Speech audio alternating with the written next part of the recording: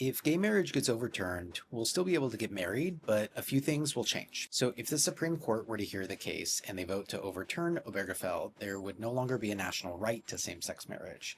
The right would go back to the state level. 32 states have statutory or constitutional bans that are unenforceable because of the national precedent. Those bans would go back into effect, and about 60% of queer people in the US live in those 32 states. So in theory, a couple could travel to another state and get married, and that marriage would have to be recognized in any state because the Respect for Marriage Act in 2022 codified same-sex marriage and interracial marriage. But we've also seen states get hostile toward this type of behavior because that's what's been happening with abortions since Roe was overturned. And what has emerged since then is pretty scary. Also, side note, traveling costs money. So it's yet another financial burden on queer people. If you want to prepare yourself, if you're a doer, there's some good information floating around right now on estate planning. This stuff matters because, depending on the state you live in, if your marriage isn't recognized and you don't have your significant other or chosen family named in the legal documents, the state laws give biological family members decision-making power instead.